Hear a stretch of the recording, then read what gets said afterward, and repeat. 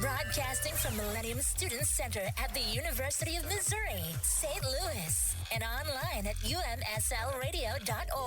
We are the voice of UMSL. We are UMSL Radio. The opinions expressed on this program are the views of the host and not necessarily the views of the University of Missouri St. Louis or this station. What's up, everybody? Welcome to another installment of That Science and Nature Show. This is the 50th episode of That Science and Nature Show. I'm your host, Jeremy Howard, and joining me once again, you know him, you love him, the microbe master, Webster Heffern. Hi, everyone. It's been a while, and it's great to be back. Yes, and we have a great show for you. I wish I could say that, it was going to be this episode 50 extravaganza, we're gonna have a bunch of guests on and cutaways to old clips and stuff to reminisce about the show, but unfortunately I'm still a graduate student, so I'm with the confines of what I can realistically accomplish in one episode. So it's still just a regular episode, but it's the 50th one of this is super exciting that we've been going for about 2 years now, which has been a lot of fun. But to the task at hand, so Webster, people want to know the tornado last week. How was that for you? That was pretty incredible, actually. So the tornado that hit down the Ozarks completely devastated several homes. Wait, were you in the Ozarks last Friday? I was not, but I was in the Ozarks last summer, and one of the few houses in which I was when I was visiting was completely destroyed by that tornado. Oh, so it was kind of freaky to see a house in which I had just been now leveled. Jeez. Thank goodness both of the people survived who lived there. It was an older couple. They were in the basement, and he was holding her down in the bathtub. Whoa. Yeah. That's scary. And the house got ripped away over their heads. Oh my gosh, that's oof. Yeah. Were you just at your house though? For you? From my house, it was fine. Because I live in the city proper, so there's enough windshielding from other buildings to get destroyed instead of my home. That's one way to look at it, I guess. But the hail, I was amazed at the hail. I was down in my basement with my cat, and suddenly I'm like, yeah, that is golf ball-sized hail just pounding against the basement window. Yeah, I live right across the street from campus, so it's still in St. Louis City proper. But I remember going home and this is nothing right now. I looked outside my window, the trees are maybe gently blowing, and they look back 5 minutes later, it's pouring hail, the power lines are swinging wildly, the lights are flickering. Oh, it's time to go to the basement now. So I was hunkered down in the basement for an hour or so on Friday night, which was not the most enjoyable Friday night, but it wasn't terrible. It was pretty brief. It was brief. The whole storm was very brief, but it was devastating. I feel for those who have experienced significant loss because of it. Yeah, I knew a friend that lost power for several days. They just got it back today, and then I saw lots of social media posts of people, areas got destroyed. I think Purina Farms on the outskirts of the city got mostly leveled, or a big chunk of it got destroyed. So I wasn't aware of that. There were some areas in the western part of the city that got hit. I did learn humorously from my advisor that there's a old folklore / superstition that there has not been a tornado in St. Louis City proper because of the arch since before it was built, because apparently the arch has the ability to control the weather, so that's why the city itself has never been hit by a tornado since its construction. Hey, I'll take it. That made me laugh. That's obviously not true. That's a total It could be, though, that human belief in the superstition is what's actually reinforcing the truth. Yes, that's what's driving that. But enough talk about tornadoes. We have a great show for you tonight. We are going to talk about celebrities in science. So it's kind of the 50th episode, it's a celebration of sorts. So it kind of conveniently lined up in terms of the topics I planned this semester that an episode is about celebrities in science. So we're going to talk about all about that. Famous celebrities we know, the good, the bad, the things we like about the celebrities, the things we don't like about the celebrities in science, all of that. But as always, we will jump into the news. So first story this week is, I don't want to say it's going to happen per se, because it seems a little bit hyperbolic, maybe a little bit of a miracle, but it sounds very enticing. And this story comes to us from Futurism, and it is about a potential cancer vaccine. So you heard that right, a cancer vaccine. Now, the United Kingdom has a national health service, and during COVID, when we were all sheltering at home, wearing masks, before the vaccine, they were hard at work on an mRNA vaccine. So mRNA is one of the molecules that helps make proteins. Proteins help your immune system fight off infection and disease. And they were very hard at work on that. And they're one of the institutions that eventually came up with a COVID vaccine through the mRNA. And once, COVID kind of died down, we had it more or less under control in over a couple of years. They said, hey, this same potential pathway we had with this mRNA, this might be useful for COVID. The difference being that with COVID vaccine, the pathway could be used for cancer, not COVID. The idea was the pathway with COVID was like, okay, we can inoculate people, use the same type of shot, same type of process for everybody. But in this case, they're saying, okay, we can use the same pathway, but we could personalize it to me, Jeremy, or to Webster himself to fight off whatever type of cancer. And this is not on the market yet. This is not anything but basically being tested at this point. But the idea is that if you had some type of cancer or the potential to have some type of cancer, they could do a biopsy where they slice a really small piece of tissue off of an organ, like a liver, a stomach, what have you, send that in, and then they could, in essence, craft a personalized cancer vaccine for you if this were to work. And then you'd take that shot that's specialized, again, for me, Jeremy, the individual, or Webster, the individual, and that would, in theory, help you fight off a potential cancer that you could have. So it's not a one-size-fits-all. It's very personalized, but it's currently under trial. They don't have results yet. The idea is that hopefully by the end of this year, they'll have results for the skin cancer they are testing for. It's not a blanket statement, whatever cancer you get, it's going to be covered. They're looking at skin cancer to start with. So the end of this year, early next year, 2026, they're hoping to have, promising results. Yeah, I think this is going to be really effective for certain cancers. There are certain cancers where the main issue is just that there's not enough immune response to them, and we want to raise an immune response to them. So for those particular cancers, it's a great idea. For cancers where you've already gotten a lot of inflammation near the area, or for cancers that have where there's not necessarily a single protein that you can raise an immune response against, because not all cancers display on their surface a protein like an easy target. Like, hey, here's a spike protein, come attack me. So in those cases, this is going to be a lot more difficult. But it sounds like for the skin cancer they're trying, it's going to be perfect. It's a great start to, I think, a very promising future. One thing that's interesting to me, the article itself didn't clarify why is mRNA so important? Why is it so important that this is an mRNA vaccine as opposed to another vaccine? Do you have thoughts? Huh? So do you have thoughts? I do. Okay. Well, the reason is that mRNA is encoding something. So a lot of vaccines in the olden days of 2005, we were just injecting people with attenuated viruses, with particles of virus where the body would raise an immune response to them.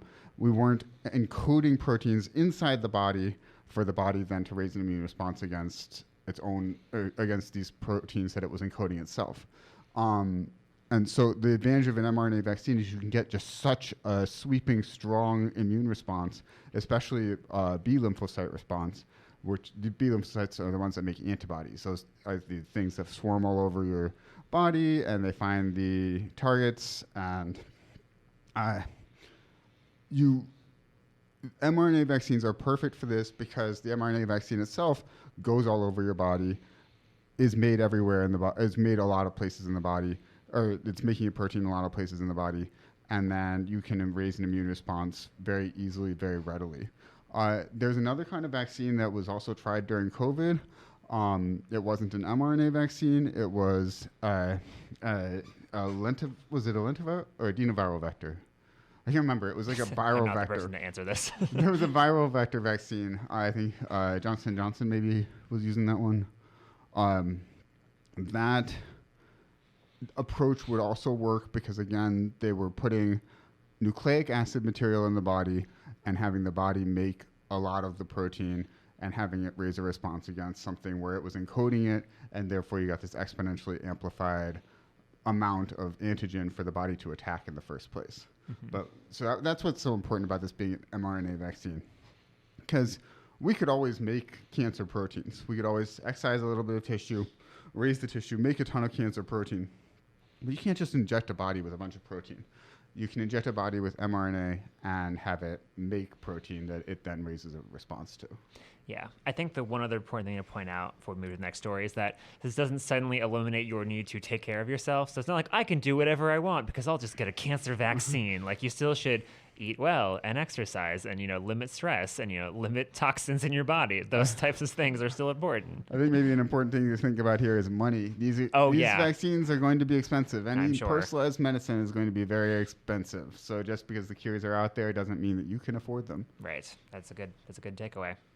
But we will move on, and hopefully we'll also hear more about this. I would love this to be a success story in early 2026 when I do the news cycle then. But we'll move on. So the next story is a little bit more non-medical. It's more actually humanitarian, or based on the humanities, and that is from Smithsonian Magazine, and they did a article all about interjections and why they're important for communication. So if you don't know, an interjection is something that you put in the conversation in the middle of when someone's talking to give them information about something. So examples of this include, like when you're agreeing with someone when they're telling you a really long story, or when you say like, huh, when you don't understand something, or what.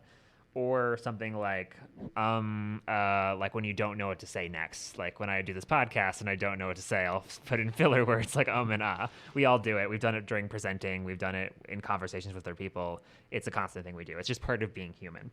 But some researchers at if I say this correctly, Radboud University in the Netherlands, they wanted to basically look and see if there's a commonality among languages with these interjections. So they looked at 31 different languages around the world. They did not list the languages, but I'm presuming they covered, the major ones: English, Mandarin, Arabic, Spanish, plus additional languages as well.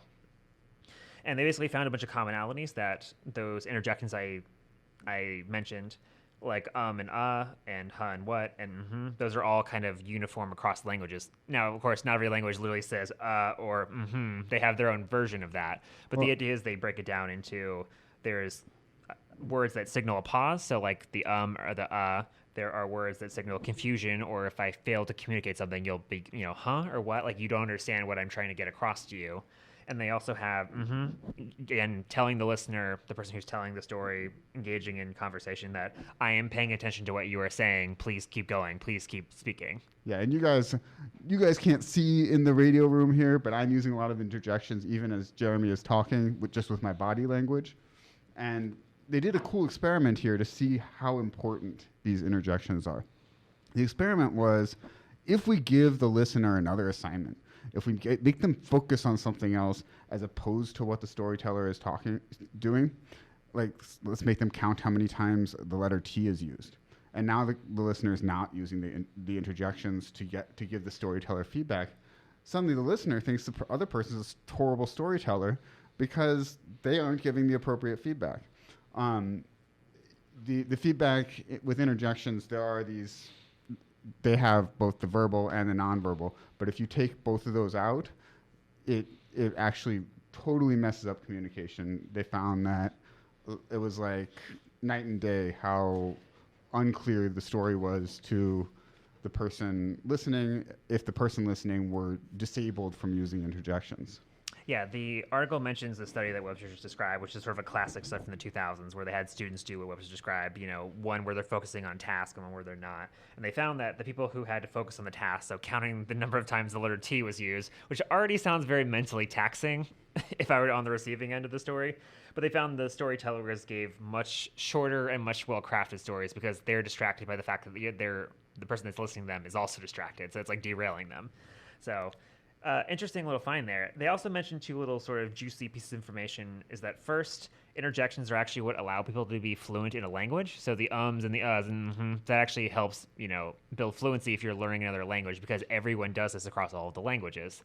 Everyone doesn't talk with like perfectly non-broken, not interrupted English or Mandarin or what have you. Like everyone has these in their languages. It's kind of what makes us human.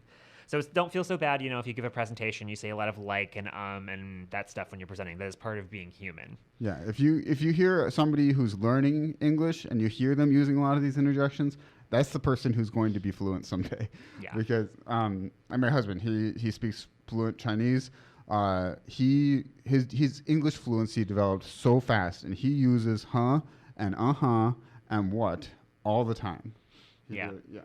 And the other interesting nugget is that these interjections help you tell AI from human people. So this is what you can kind of use as their little distinguishing tool if you need to parse out, am I, interacting with an AI or not? Are they using these sort of interjections that show a human side? Because from what they talked about in the article, AI seems to struggle with interjections. It doesn't really understand the purpose of them, which, kind of distinguishes like the human from the non-human elements. Yeah, well, we make mistakes listening, and that actually often leads to a lot of thought development.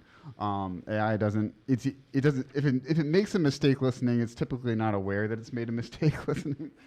So it's not going to say, "Huh? I didn't quite." It might say, "I didn't quite get that. I didn't quite understand that." You'll see that from AI, but you won't see, "Huh?"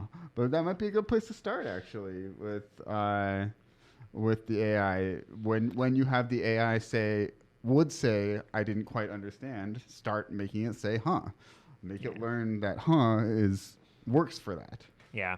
The one thing when I read this story was just me thinking of when someone's telling you a really long thing, you're just like, yep, gotcha. Okay, and like they keep going. So you're just politely putting the interjections in there until they end the story. Yeah, like my last meeting with my advisor. No, I'm kidding. Yeah. Okay, we will move on to the last story for this week, and this is from Atlas Obscura, one of my favorite sites. I don't use it too often, but when I get an Atlas Obscura story, it's always gold. So this is a spotlight piece on a famous biologist. I guess famous in the sense of a modern era. He's not like a Bill Nye or a Neil deGrasse Tyson, but he's fairly well known now at this point.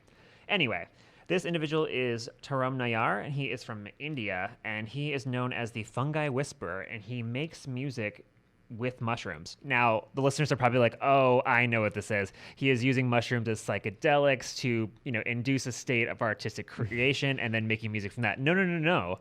Listeners, what he's actually doing is he's literally going out into nature with a synthesizer and plugging cables into a mushroom and registering electrical signals and making music from that. He's literally making music from nature. I think this is abusive. I think he's making the mushrooms scream. Okay. Well, he's not only doing mushrooms. So this individual has grown up with a love of music his whole life, and he eventually moved to Canada later on, and he became a biologist there in Montreal. But he has this huge love of music and nature appreciation. So during COVID, he basically went out and started trying to see what kind of sounds nature made. So he has done many, many things. He has done music with fungi. He's done it with ficus trees. He's done it with bamboo, ferns, a pineapple, other citrus fruits. So it's not just mushrooms. Mushrooms is kind of his calling card, if you will. But he's done a lot of other stuff too. And yeah, it's just sort of his own creative expression. I think it's important to point out, though, for this story that the electrical signals are not actually music. He is just converting those electrical signals to musical notes to make music from that. So it's not like the mushrooms are actually singing or the trees are singing like a Disney movie. They're just giving off electrical signals, which all living things do, and he's converting that to musical notes. So there is a translative process there. Yeah. One thing I'm curious about, if I want to see the raw data, I would love to see it visualized, the raw data coming out, the actual electrical signal, the actual measurement that he's making, the waveform. Compare that with the music coming out. How much is he modifying that signal before it becomes music? And how dependent is the song that's coming out on the original electrical signal? Yeah, he is adding some sound effects in the background, but it sounds very, I'll play it for you in a second, listeners. It just sounds very ethereal, like Stranger Things kind of like ambient vibe. So, but he's been getting a lot of attention. So he is on TikTok and Instagram. He's gotten, I don't remember how many followers he has, but I know it's in the thousands or more than the thousands at this point. And he's done performances. Like he's gone to festivals and presented his music there, and people have also like hired him for private gatherings. So like kind of a little more like intimate, like in a restaurant or like a cafe, like they've had him play, and he's kind of tried to get people to appreciate nature through this unique medium, through music. So let me pull up. I'm only play a couple seconds of this so we don't get copyrighted, because I don't know if he has this music copyrighted or not. All right. So let me make sure my volume's on. All right, here we go. This is called The Mushroom Dance.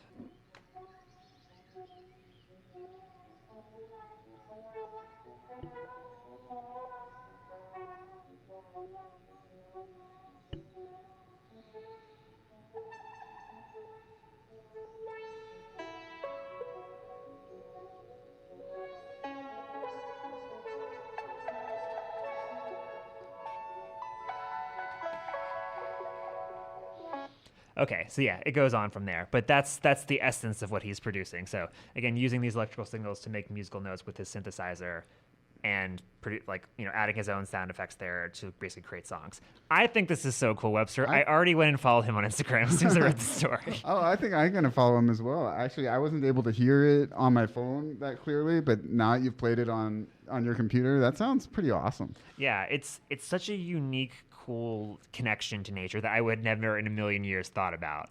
Where like, okay, we can get these natural vibrations or electrical signals from living things and use that to make music. So it's just so clever and so creative. It's one of those really nice gems that came out of COVID with all of the, the death and quarantining. So like, it's cool to hear about these kind of personal stories of people like, had this good endeavor or this cool thing they did during COVID that they're now sharing with more people. I love it. Wow. This reminds me, actually, it sounds awful, but they discovered that so one of my former PI, he's now a principal investigator. He was a postdoc with whom I worked many years ago. He discovered that cancer cells in clinical patients speak their own language. They start to develop their own electrical signaling language. And I hate to think about plugging this into a tumor, but oh my gosh, it would be an awful idea. But if you could.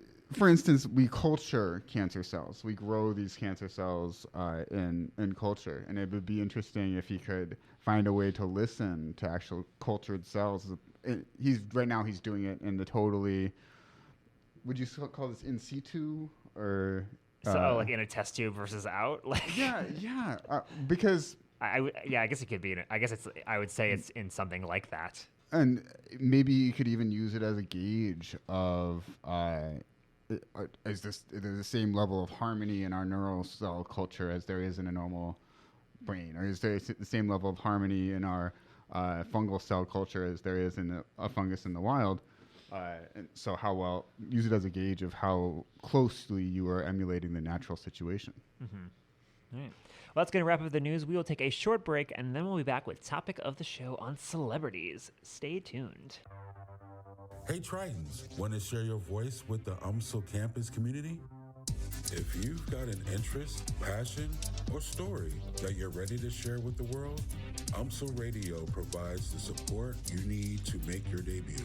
UMSL Radio has all the training and equipment, and no experience is necessary. All we need is you.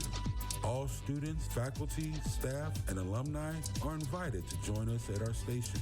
To learn more, check out UMSL Radio at Triton Connect and find us online at umsl.edu/radio.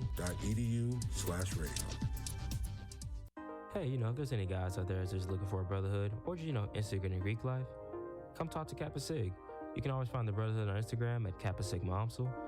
We hold weekly events, have fun, and weekly meetings. Come join the Kappa Sigma Brotherhood. You can always find us on Instagram again at Kappa Sigma UMSL. Welcome back. And now it is time for topic of the show. This week, we are talking about celebrities in science. So all about them. Who are they? What have they done? The good, the bad, what they stand for, all of that stuff. So I thought, Webster, before I dive into a little bit of history, because if you've listened to the show regularly, I like my little history lessons, but I thought I'd just ask, why do you think there are some scientists that are more popular and more famous than others? I think they just strike a chord with the population somehow. Like Neil deGrasse Tyson, he had the right look, the right attitude, the right field of interest at the right time, and that just was like, oh my gosh, let's listen to this guy talk about the cosmos. Now, I want to know, what is the right attitude for a celebrity in science? Well, I think that definitely changes over time. Okay. Like, if you had somebody with Einstein's attitude today, I don't think that person would be particularly famous. Einstein was, by modern standards, a nut. He was autistic in some sense by modern standards. He has the great photo with his tongue out and his hair like poof. Yeah, but I mean, he would walk out of the house and forget to have his pants on. Like he was nutty, and he would not have struck the chord in today's eye. So I think a lot of it has to do with, are you just what happens to be hip at the moment? I think it's a stroke of luck sometimes. Okay.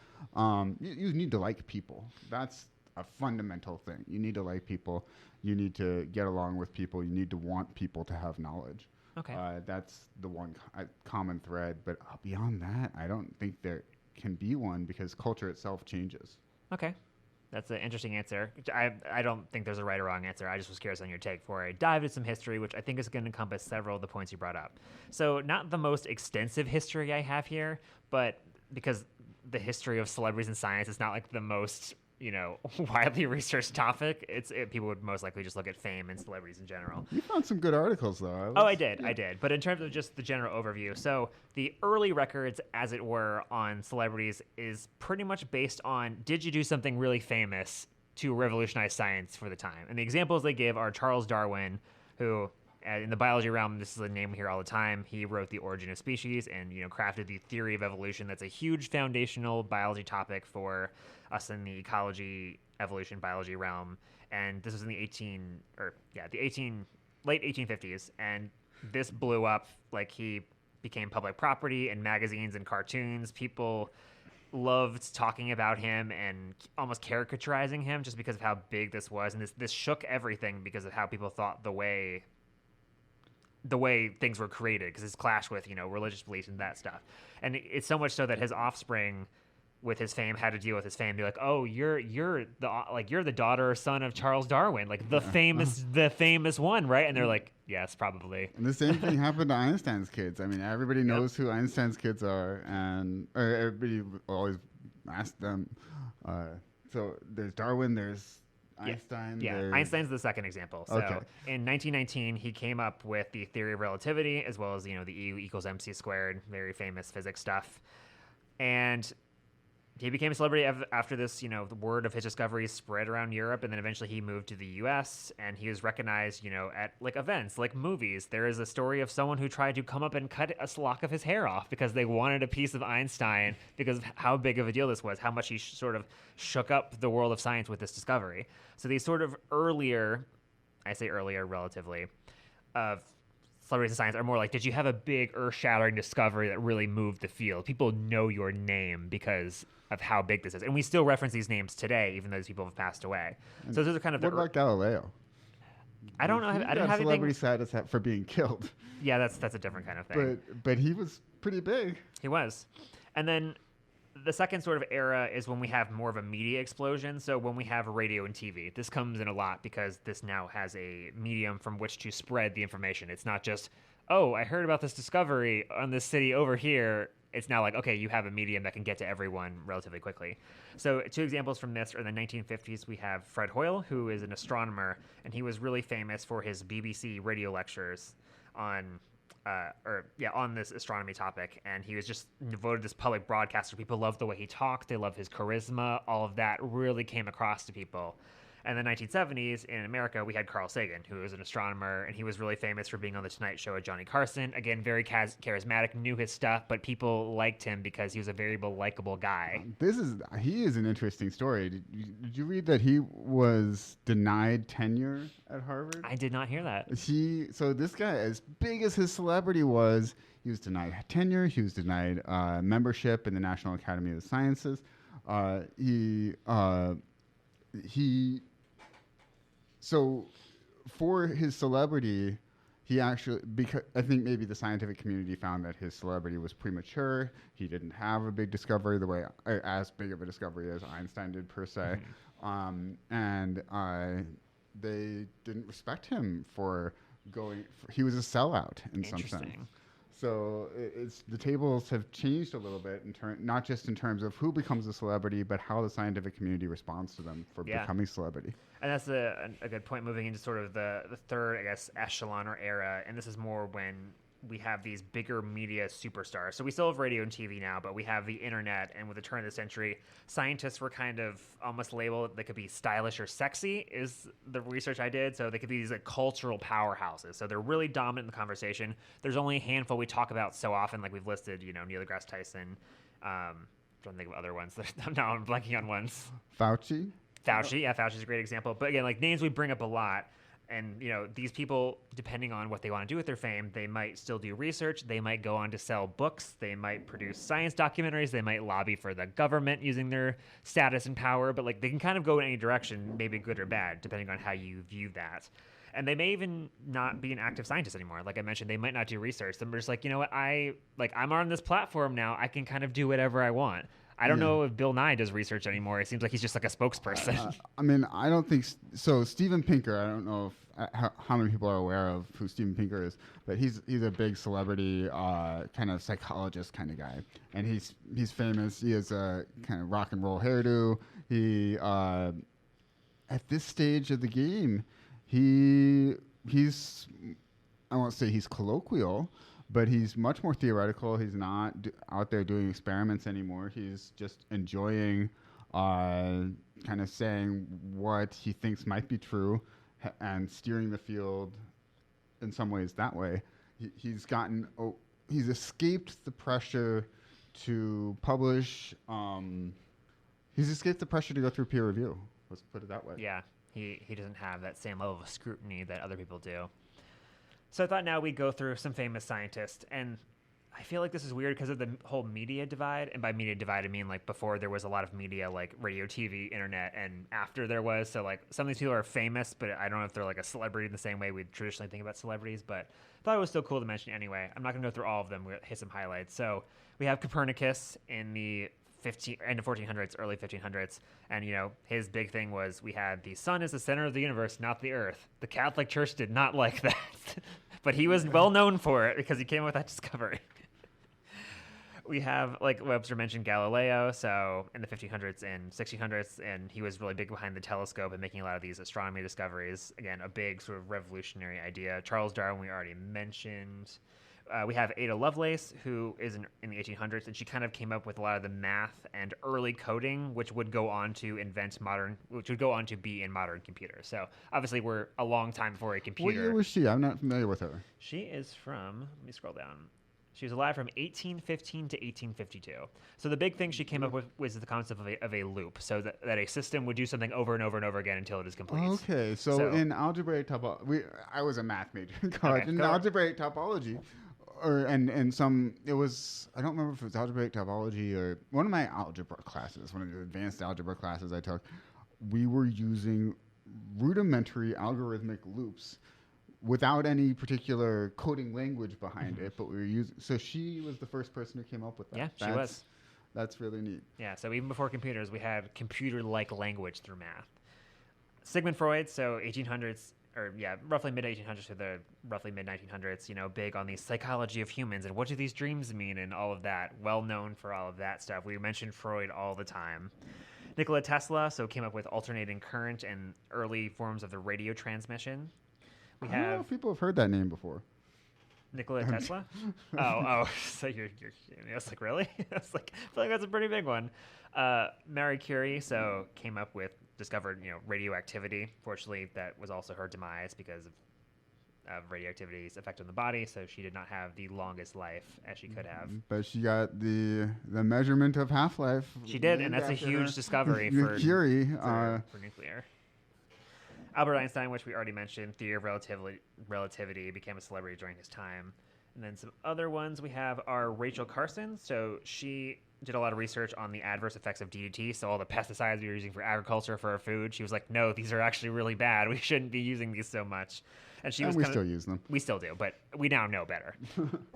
And she was kind of the start of the modern environmental movement. So she had a famous book called Silent Spring, which is this idea that the environment is a sacred thing. We should be protecting it. And it kind of started that movement. She was okay. I have heard. It's interesting. I've heard of her book, but I hadn't heard of her. Yeah, so. Yeah. She is kind of the person behind all of that. Alan Turing. So he's known as the father of AI. He was a big coder during World War II in Britain, and he helped with a lot of code breaking and stuff. But the math he wrote eventually would go on to become what is AI now. It's just again a much earlier version of that. Now he's a great example of somebody who got a little more celebrity status maybe than he deserved. Especially post-mortem. Mm-hmm. That seems to happen, though. It seems like after you die, you get more famous. Yeah, but he actually improved on a computer that was developed by, I want to say it was the Dutch. Don't quote me on that. No, it was the Polish. So before Poland was taken over, the Polish had developed something that had cracked one of the earlier versions of the Enigma code. Okay. And Alan Turing took that design and improved upon it.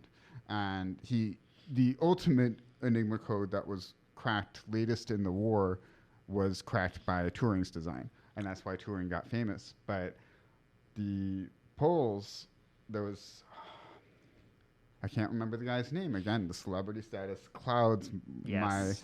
my understanding. But there was somebody else who built that first computer that was originally solving the puzzle for them. Oh, okay. Next, we have Katherine Johnson. So she was a mathematician who helps with the Apollo 11 crew actually landing that on the moon. So there's a great movie about it. It's called Hidden Figures. I saw it like a few years ago. It's with Taraji P. Henson. Fantastic movie. She was an African American mathematician in the during the Cold War era. So not the most popular because of what was going on with civil rights and everything. She had to fight a lot for her ability to be there to help them do the math. But without her, like, they wouldn't have been able to do it. So fantastic story for the movie. But yeah, she definitely had a lot of setbacks, unfortunately, because of where society was at. But famous scientist in that way. And then the last ones I want to mention are Rosalind Franklin. So she came up with the initial structure of DNA. Unfortunately, she had a colleague leak her findings to Francis Crick and James Watson, who mostly get the credit for that nowadays, even though she kind of did the bulk of the heavy lifting. So it's one of those like, ooh, that's really rough when your colleague kind of stabs you in the back like that. Yeah, and they kind of could because there weren't the same legal protections that we have now, both for intellectual property and for women. Yeah, indeed. Jane Goodall, so I'm sure many people have heard this. She was well known. Well, she still is alive. She's known for her primate research and a lot of her views and sort of movement on animal ethics. So we need to be treating animals better as our research subjects. Stephen Hawking, so famous physicist, passed away a few years ago. Did a lot of stuff with his research on the Big Bang and black holes. I mostly know Stephen Hawking through the Big Bang Theory because he guested on that a couple times. I feel like that's not the most crucial way I should know him, but it's an example of, oh, this celebrity scientist came on this TV show. And then last is Neil deGrasse Tyson, who doesn't really, I shouldn't say doesn't do research. He's not really known for his research. He's mostly known as being a science communicator in his work through NOVA. So he absolutely knows his stuff, and he's a great voice in the science community. But yeah, not really the research type. And then I thought we kind of mentioned some kind of, for lack of a better word, celebrity adjacent scientists. They're not really scientists. They're like celebrities who used to study science, and they're like, oh, I'm a kind of loosely associated with science. So some examples of that include Lisa Kudrow. Who is the other one? What did Lisa Kudrow do that was science related? I didn't not familiar with this one. This article is not listing what Lisa Kudrow does. Let me look that up.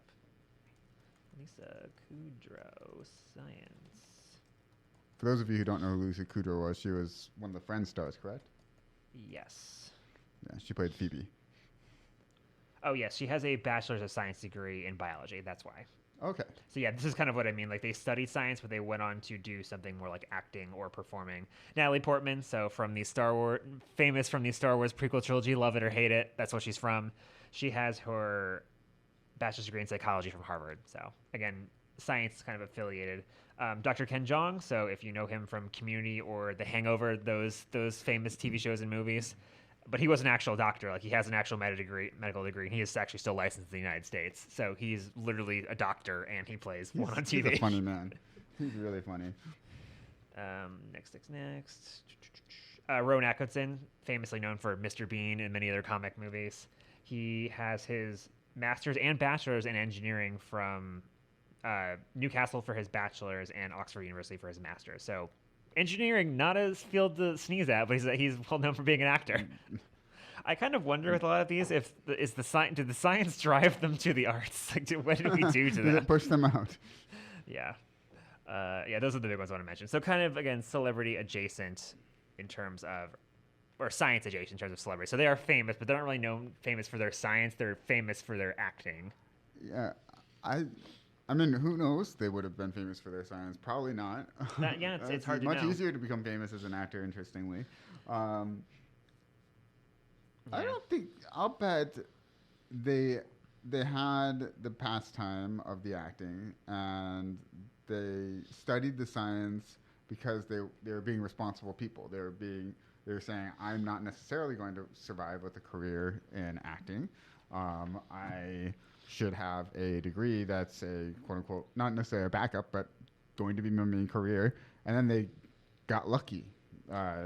They made it big with that special talent they had. But I appreciate people like this. They were probably thinking very pragmatically when they were in college. They weren't saying, I'm just going to get an acting degree and become a super actor, because you never know. Yeah, that's true. And also, I mean, those acting skills are useful for science communication if you were to go on to do that for some kind of field this like is that. true as well. I don't know how much acting training Neil deGrasse Tyson has, but Yeah, I'll bet he's got some. Some people, like Lou mentioned, like, I'm already blanking on the name from the history lesson I just gave a second ago. Fred Hoyle and Carl Sagan, they were naturally more charismatic, even though they weren't trained actors. Carl Sagan. Anyway, I don't want to get stuck on Carl Sagan. I feel like this conversation goes down the rabbit hole. I thought we'd mention, though, or I next asked for the conversation, how do these scientific celebrities influence our public perception of scientists and how we view scientists? Obviously, you and I are both scientists. That's a weird question to answer because we're not like the general public. We're kind of in the bubble of science people. But how do you think it influences people outside the bubble, seeing these people on the platform, like the Bill Nye, the Neil deGrasse Tyson, the Carl Sagan? I think it makes them think that our lives are a lot more fun than they are. Oh, man. That's a great answer. When I would tell friends I'm going to the laboratory, they'd think, oh, that's so exciting. You get to go. No. It's not so exciting. I get to sit there and pipette, and I'm not getting results right away. I'm maybe seeing some results tomorrow or in 5 days or in 5 weeks. And even when I see those results, they're going to be hazy and they're going to be tough to analyze, and it's going to take a lot more work to analyze, and maybe a lot more work to repeat those experiments before I start to see tight means pop out by something we call the central limit theorem and things like that. The public perception, I think they think the scientific job is a lot of fun. I know I thought it was a lot of fun growing up with celebrity scientists like Carl Sagan. And it wasn't until I was in the field that I realized, okay, no, scientists work their butts off, and it's not easy, and it's not necessarily the best pay in the world. Science is a hard career, but it also gives me maybe even more appreciation for what scientists do, having come from that public perception of, oh, scientists are having fun all the time, and scientists to realizing that how tough of a career science is. I think if I'd gone the other direction, I'd be very confused. Yeah, I think it does. Yeah, like you said, it does make science look more fun. I feel like it also maybe makes them think science is maybe easier than it is, because it's like, we have these like big, or maybe even I should say that the celebrities are like these uber geniuses, and in some cases they might actually be very intelligent people, but I think that almost downplays all the not famous scientists that are equally, I think, as smart and hardworking. Because some people in science, sometimes in science, I feel you have a breakthrough, but you're lucky, or you happen to get this one thing to line up, and then it's like this monumental thing. And that's not discredit all the scientists that made those breakthroughs. I know they worked hard for those, but you have to think about all the other people that tried and didn't make that breakthrough. Yeah, the ones who are Nobel Prize winning are not necessarily any smarter than anybody else. I'm not going to say they're less smart than anybody else, but they're not necessarily any smarter. They're in the right place at the right time. They're hardworking and in the right place at the right time. And I'm not going to say anybody could have done it, but there are more than just 5 people who could have won that, or who could have struck that gold. They just happened to strike that gold very first. Yeah, indeed. And do you think that when these scientists become celebrities, that overshadows their actual like science contributions? It can. One scientist completely misused his celebrity status. Is it Carl Sagan? No. Did you remember there was a guy who won the Nobel Prize in Physics a couple years back, and he started making really dumb political comments? I do not remember this. Oh my God. Comments, not political. I shouldn't even call these political comments. Really, like, falsifiable comments about the state of global warming. Oh. Like, he was making... and false comments about the state of global warming. Not just falsifiable, but things that had been falsified. Like, a falsifiable statement is typically a good statement for a scientist to make. Scientists should always make a statement where it can be proven false. But this guy was making he won the Nobel Prize in Physics, really, really smart guy, and then decides to use his platform to say global warming's not real. We should all just be positive. And Be positive. Okay, he maybe went off on the deep end on the quantum physics, like, oh, our state of belief is what's going to drive global warming. I don't know what he was thinking, but he did not think that through. And so he used his celebrity status to ruin himself. Okay, so that was the fame was his downfall, is what I'm hearing. Yeah, so he overshadowed his own accomplishments with dumb comments about global warming. I don't know. Interesting.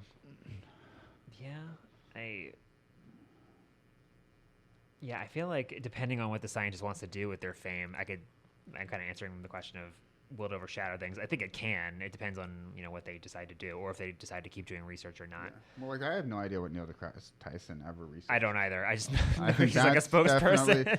But so to overshadow the research would mean that people would know about their research in the first place. Right, I don't think it's actually possible for a celebrity to overshadow their research. Okay. Because the people who knew their research still are going to know their research. Right.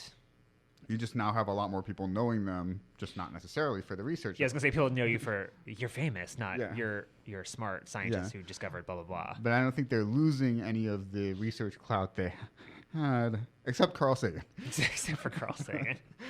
Okay, so with the celebrity status, what do you think are ethical considerations that the scientists who become public figures are? Or what do you think, what responsibilities do you think they should have now that they're on this platform? I think once they really are on that platform, once they're really, really on that platform, and I used to give this a lot of thought because I was like, you never know. I'm gonna be a celebrity scientist someday. You might be a celebrity scientist someday. Oh, actually, I feel like that's a quick side. Do you want to be famous? I don't think I want to be famous. I used to want to be famous. I don't think I want to be famous. No, that's a great way to put yourself in the crosshairs. I don't want to see me in the trashy TMZ tabloids and all but that. if somebody finds themselves famous, the best, and I think to the guy who won the Nobel Prize, the global warming guy, make sure you are statements with which the majority with which there's scientific consensus. Don't go out there and, like, as fun as it is to theorize, leave the theories to the unfamous. Use your fame. I think Neil deGrasse Tyson, one of the reasons why he has stayed in the spotlight as famous and has remained successful as famous, is actually because he does stick to the textbook. Mm-hmm. He's really, really textbook, and that is such a smart idea and so responsible of him. Good answer. Yeah, for me, I would say responsibilities. This is one of those, like, with great power comes great responsibility. I was thinking about the Spider-Man quote when I was writing this question, because it is kind of true.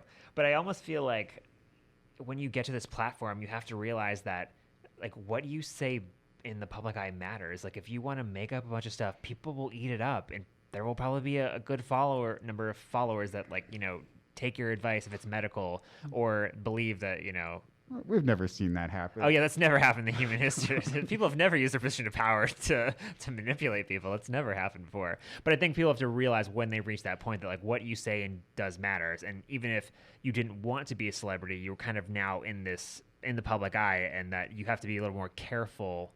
And I'm not saying, the over attention and the media coverage to the utmost degree is warranted for these celebrities. It's like, oh, did you see what this person was wearing today? Like that level of, like, whoa, like, this is too much coverage of this person. Or this person, ate this thing today, or they said this one. Einstein had that level of coverage, though. Like, yeah. No, I'm not saying it doesn't happen. I'm saying, like, it shouldn't, like, that level of scrutiny shouldn't happen. But I'm saying it's probably going to happen anyway. And as just when you have these public appearances, like when you go on the talk show, when you go on, the podcast, what have you have to realize, like, what you say is going to hold a lot more weight than if me, just Jeremy, is going on someone else's podcast. I mean, I might have, like, a little small nugget about, flying squirrels or bumblebees when I did my research on that stuff.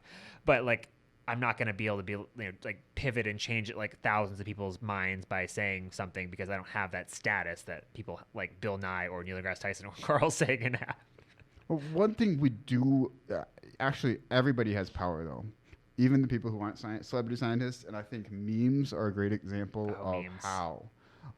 If you say the right thing in the right way, it can meme. It can meme out, and suddenly, next thing you know, you have 2.7 million viewers of your clever little snippet, and that can change a lot of opinions. That's true. So the minute you add any flair to anything, you have some responsibility. Now, you've got a lot more responsibility if you've got the celebrity status and somebody can say, "Oh, Jeremy Howard said that." Yeah. I'm trying to imagine a world where that would happen. It's funny to think about being famous, but I've heard there are many drawbacks people don't think about. There's a professor here at UMSL in the communications department. Why am I blanking on her name? I can literally see her face right now, and I'm blanking on her name. This is going to bother me so much. Jill Alexander, yeah, she's in the communications department. She teaches a class called "So You Think You Want to Be Famous." So I would encourage you, if you're just a regular UMSL student who needs to get like an extra humanities class or is curious about that, take that class. I've heard very good things about the exploration of fame and how that works and all the good and bad and things you don't think about that come with being famous. That sounds like a really interesting I know. class. I didn't know about that. I met her through the UMSL Current, which I do some science writing for, and she told me about that class. I'm like, if I were an undergrad, I would totally take that class. That sounds great, yeah. Anyway, where was I going with this? Went on a rant about, thank you. You're talking about the everyday individual. So yeah, one of our last questions for wrapping up this segment is that should we, Webster, you and I, should we try to break into celebrity status? Not saying we want to be famous, but should we try to build something of a following or get more people, kind of in the door with things that we say, with media we produce, all of that? That is such a loaded question, Jeremy. Oh, man. My personal thing is I don't try to get there. I don't believe in, and this might sound a little bit religious, but I don't believe in holding humans and idolizing humans in the first place. Okay. And I know this guy, Carl Woese, the guy who discovered archaea, he had a big frustration with everybody, how much everybody idolized Darwin. It made it very, very hard for him to have a conversation. I think we should try to get our good ideas out there, fight as hard as we can to get our good ideas out there and to get our good ideas to meme out, so to speak, to become well publicly known, but take our names off of them. Okay. Or not necessarily care if our name is attached to it. If we're making a living and we're surviving as scientists, who cares if we get the Nobel Prize for discovering that molecule, as long as that molecule was discovered? Okay. That's well stated. I bring this question up because there's an article on nature.com that's about the, quote, PhD influencers who are now logging lab life on TikTok and Instagram. So there are graduate students who are actually building big followings, making money and potentially kind of overturning stereotypes by logging what they actually do for research. They're kind of breaking down that wall of, we talked about society kind of, for famous scientists, view science as, it's so much fun. It's actually a lot more monotonous and a lot more ordinary and boring at times than it can be. But these graduate students are kind of logging what they're doing in lab. I don't know if they're doing field stuff, but for lab stuff, they're logging a lot of it. And they're kind of showcasing different things. So one student is logging basically what it's like to be a black scientist, a black female scientist. Like, hey, I am here. Like, we exist in this space. And like it shows other people who have a following, who young women of color who are interested in sciences. Hey, you can do this too. Like I'm documenting it for you. Like we do exist. So they kind of break down those sort of potential barriers that people might not see people that look like them, but through social media we can find that. Also, they have individuals who have done things with chronic illness. So like, hey, like I have anxiety and clinical depression, and I'm still here. I'm still doing science. Like people who might share in that ailment, like, hey, I'm here. You can also do this too. Again, kind of breaking down those barriers of like, there are people that look and have similarities to you in the field. There's also people that potentially can make money off of this. So there's one person who, they're a marine microbiologist at the University of Exeter in the United Kingdom, and they have over 45,000 followers. And biotech companies send them products to basically market, from like Thermo Fisher and other things. So like, hey, I'm a biotech person using this product from Thermo Fisher, and they're making money from it. So they actually are kind of marketing and using that celebrity status a little bit as a graduate. They're making money from it, and they're getting free products. Yes. Let me tell you, plates are not inexpensive. Yeah, lab equipment is way more expensive than you think. So yeah, I thought that was interesting how like people are you can kind of almost make your little mini celebrity status because of how prominent TikTok and Instagram are with making reels and stuff. Granted, I know there's like a million people who probably do this. Not everyone's going to break up to the level of fame that these three individuals I just discussed are. But it's cool to see. Like, you don't have to make it this groundbreaking discovery, like Einstein or like Darwin. Like, you can build something of a platform and use it for good if you want. Well, the original was just the comic PhD. Oh, PhD comics. Yeah, I remember that. That was before the influencers, before anything. No, Yeah. that was the influencer, was the comic itself. Yes, I think there's also Lego Grad Student, if I remember correctly. It's I like don't remember that okay, one. it's kind of a similar comic style, but it's with like the guy will do like Lego pieces and have little funny captions about things like the graduate student laid in bed all day and didn't get any writing done or something like that. So that kind of thing. But yeah, still cool that people can potentially, even if again you don't become famous, you do have the ability to influence other people hopefully in a positive way, and maybe not just use it for selfish gain, like publishing books or making up factoids for attention and all that. But yeah. All right, we're pretty much wrapping up with this segment. So you have any final thoughts to say on celebrities in science? You want to bash Carl Sagan some more? I don't want to bash Carl Sagan, but I think he's an interesting phenomenon. I don't have any more thoughts on that. But Okay. What about outside of science, Jeremy? Don't we have lives? We do. That's a great segue, Webster. So that's going to wrap up topic of the show on celebrities in science. We will be right back for Outside of Science. Do not go anywhere. Hey, if anyone's out there, looking for a loving community and interested in Middle Eastern culture, come talk to MISA. That's the Middle Eastern Student Association. You can find the community on Instagram at @MISA_. We hold weekly meetings, events. Come out and be a part of the community. You don't have to be a Middle Eastern person to be part of the community. We accept everyone. It's all about unity and bringing people together. You can again find us on Instagram at @MISA_. You're listening to UMSL Radio. Check us out online at umslradio.org. The new DJs are here. Check out our updated show schedule at umslradio.org. And we're back. And now it is time for Outside of Science, that part of the show where we talk about things, you guessed it, outside of science to prove that we are in fact not robots that work and do research 24/7.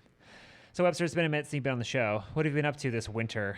Besides freezing your tail off in January and February. Oh yeah, it was quite cold.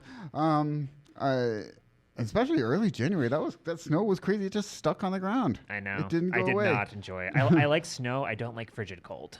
Yeah, I was just trapped in my house. That was awful. But no, I've gotten back into ballroom dance. Nice. I have an injured hip though. I don't know how. I kind of know how it happened. It was kind of a lifting injury, but I keep telling everybody I'm going to need a hip replacement by the time I'm 50. I don't know if that's absolutely accurate, but if I'm pessimistic about it, then the worst news that I can get is what I predicted, and everything else is better news. Okay, that's the way to look at it.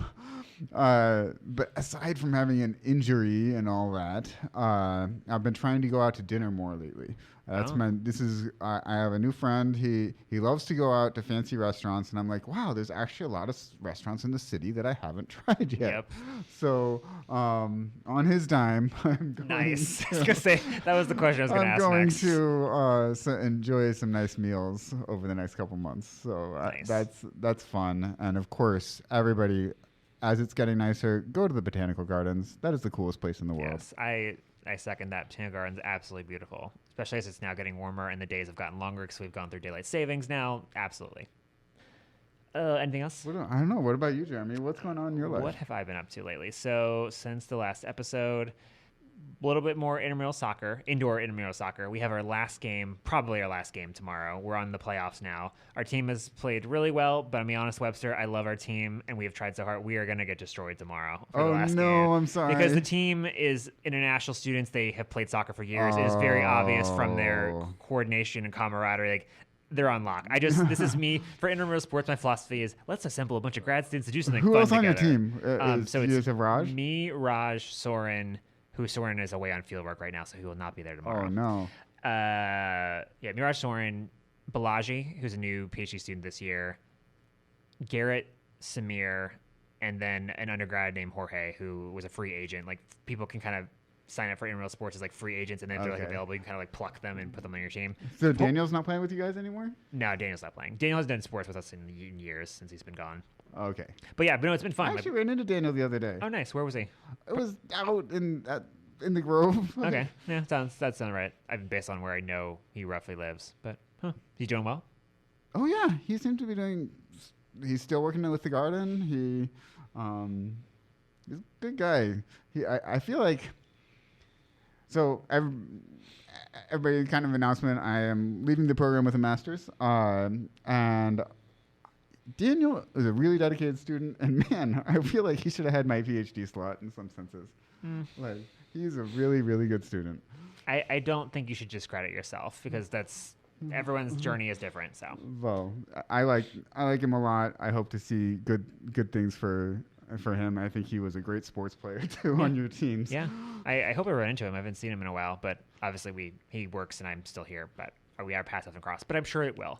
So yeah, that's been soccer, and then this weekend I did a retreat, which I have not done this, I don't think, ever in this sort of capacity. There was a meditation retreat. So Raj Prasai, who's the same Raj from the soccer team, he is really big into meditation and sort of the wellness and breath and all of the sort of like spiritual side of meditation. So he put together, there's this organization called Sky Happiness, and they are a national organization that goes around and does this like weekend meditation retreat, which teaches you specifically how to meditate through the sky practice, which stands for something in Sanskrit I do not remember. I was told this multiple times, but it's sky is like the abbreviated version of it.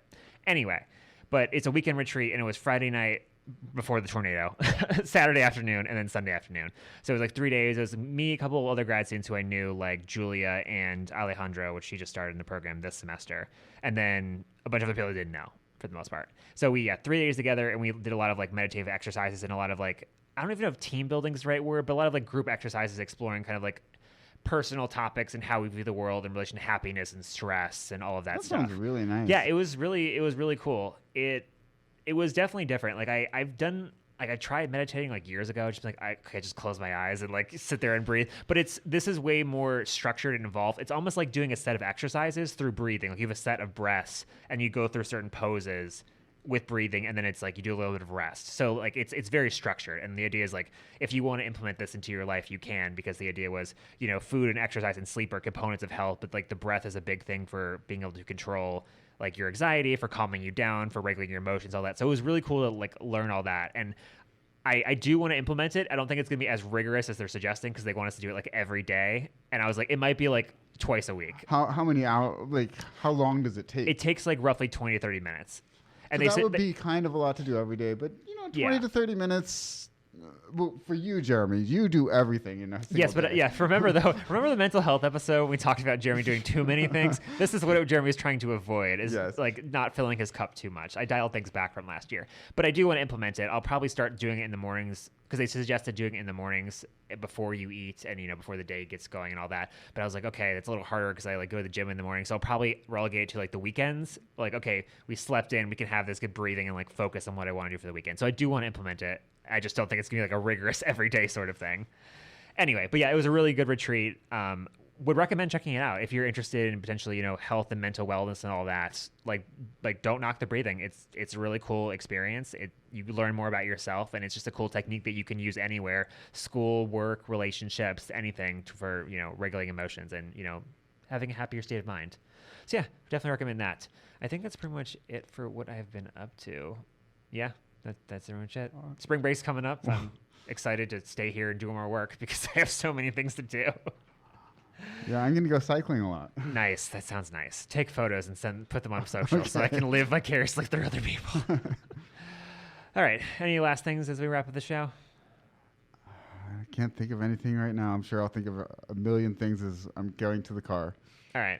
Well, I'm going to say something sappy first, because this is the 50th episode, before I give a little outro. So I just want to say thank you to anyone who has ever listened to or been on the podcast. I started this podcast in February of 2023, and it's been a passion project for me, and it has been a lot of work, but it's also been a tremendous amount of fun. The amount of people I've had on the show, both graduate students and undergraduates, people from the community, professors, all that, you have made the show absolutely worth it with all the conversations and fun and levity and insight that you bring to the show. So thank you from the bottom of my heart. I hope to keep doing this for as long as I can, at least until I graduate, and then we'll see what the show becomes after that. But I'm going to keep doing it. I've loved doing it. I'm really grateful for this opportunity through UMSL Radio, as well as when Ray brings his podcast equipment on break so we can do it over the summer and winter break as well. But yeah, thank you so much. And thank you to Webster for being my co-host for last season and this season. It's been a wonderful experience. Thank you so much, Jeremy. This was definitely one of the probably the highlight of my time at UMSL. So. I'm glad to hear, because honestly, it's probably mine too, which is probably not what my research advisor wants me to say, but it is the truth. I mean, I want to go into science communication, so it made sense that this would be the thing I'm like that like lights my fire and makes me very passionate about. But there will be more Science and Nature episodes down the line. We have 3 more episodes this semester, so we got a couple more great topics coming up, some awesome guests coming on. The train will keep on rolling. But that's all the sappy stuff I want to say. Now we'll get to the outro. Thank you so much for listening to the show this week. Thank you to Webster for joining me for talking all about celebrities and science. Remember, you can find past episodes of That Science and Nature Show wherever you get your podcast. Until 3 weeks from now, because spring break is throwing my schedule off a little bit. We'll be back in April. But until then, you have been listening to That Science and Nature Show. This was episode 50. My name is Jeremy Howard, and we are out.